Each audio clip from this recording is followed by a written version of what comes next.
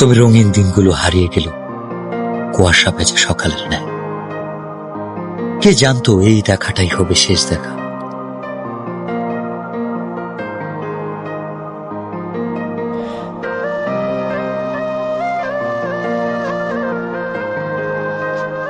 অনেক দিন তো হয়ে গেল, মনে হয়তো চলে যাব।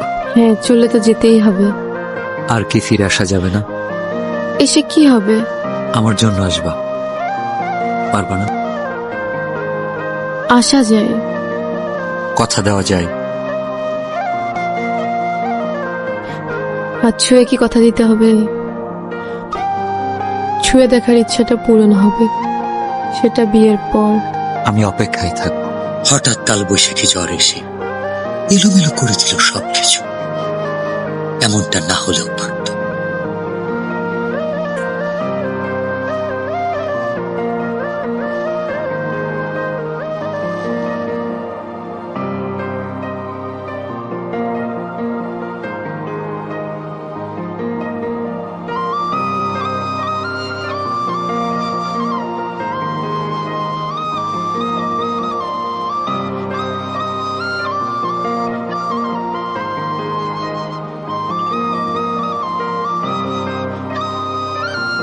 বিথি, বিথি, কি হয়েছে? চিল্লাচ্ছ কেন? তোর বোন কি এলাকা ঘুরতে আসছে নাকি আমার মান সম্মান নষ্ট করতে আসছে? কেন? আমার বোন কি করছে? এই, তোর বোন বিল্লার সাথে কি করে? ওর সাথে আমি যেন না দেখি।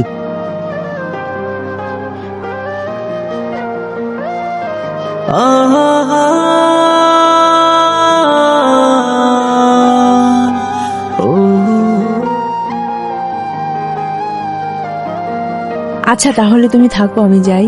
প্লিজ চলো না, আমার অনেক ভয় লাগতেছে। আমারও অনেক ভয় লাগতেছে। চলো না।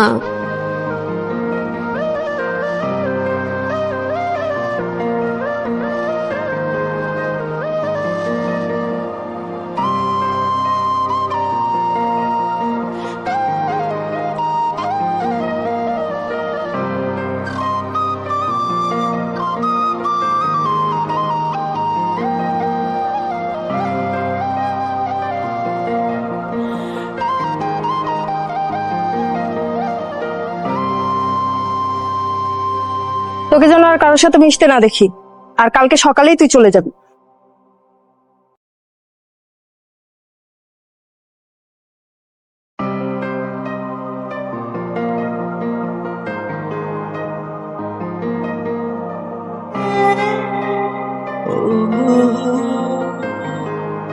অতিথি পাখিটা কষ্ট নিয়ে নিরে ফিরবে, এটা বুঝি তার রেখে যাওয়া শেষ স্মৃতি। চোখের জলে লেখা যে চিঠি, সেটা শুধু একটা কাগজ নয়, হৃদয় গহীন জমানো কথার উন্মোচন।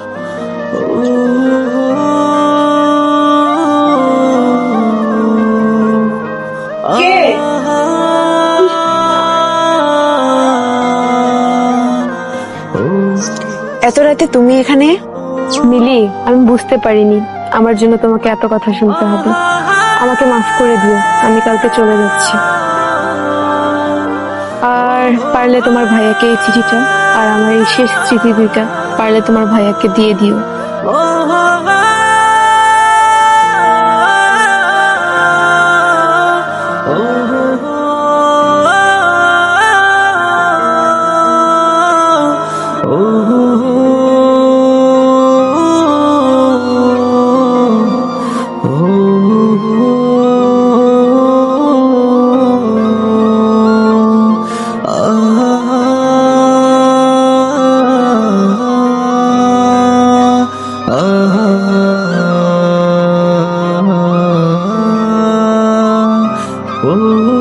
রঙিন চিঠিতেও রং নেই, আছে কাছ থেকে দূরে যাওয়ার কোনো একটা ভয়ানক গল্প, যে গল্পের শেষ হবে